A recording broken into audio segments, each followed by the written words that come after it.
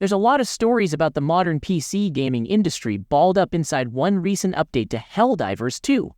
Sony Interactive Entertainment announced Thursday night that current players of the runaway hit co-op shooter will have to connect their Steam accounts to a PlayStation Network (PSN) account starting on May 30th, with a hard deadline of June 4th.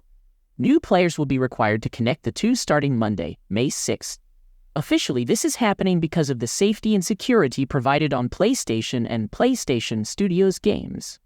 Account linking allows Sony to ban abusive players and also gives banned players the right to appeal. Sony writes that it would have done this at launch, but due to technical issues, we allowed the linking requirements for Steam accounts to a PlayStation Network account to be temporarily optional. That grace period will now expire. We understand that while this may be an inconvenience to some of you, this step will help us to continue to build a community that you are all proud to be a part of, Sony writes in the update. The Helldivers community on Reddit is flush with dissenting posts today, and Steam reviews of the game have taken a marked turn since the announcement. It's a combination of safety and security in Sony that make this more than just the typical grousing about game launchers, crossplay, or other user password demands. The PlayStation Network was fully and famously hacked in April 2011, with 77 million users' names, addresses, emails, birthdays, passwords, and logins compromised. Sony Online Entertainment also suffered a separate attack while PSN was down, exposing millions more accounts and thousands of credit card numbers.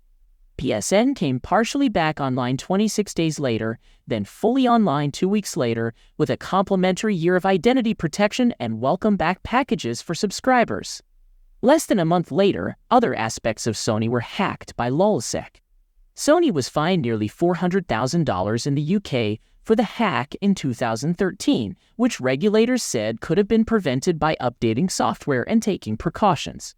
Sony agreed to pay up to $17.5 million in a U.S. class action settlement in 2014, along with some providing free games and other benefits in 2015. Those with a long enough memory of computers, security, and Sony might also recall the Sony rootkit debacle, which, while nearly 20 years old now, was such a notably bad and bizarre thing that it stuck around. Helldivers 2 was not supposed to be this big a game.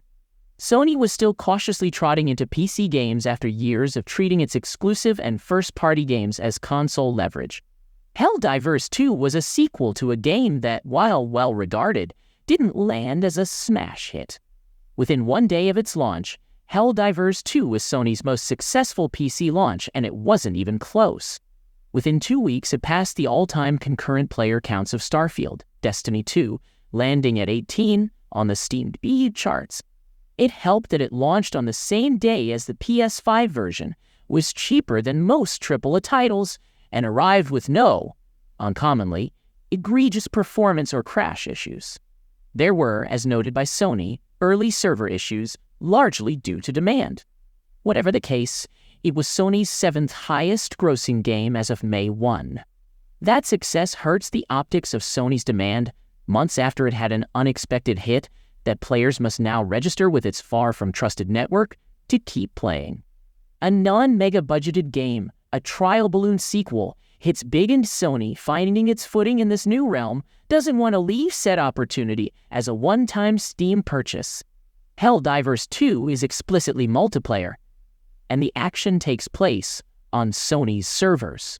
But Steam is the means by which Helldivers 2 reaches its players, fosters engagement, and, of course, tries to entice them into DLC, further sequels, and perhaps other Sony PC games, so long as they're also on Steam.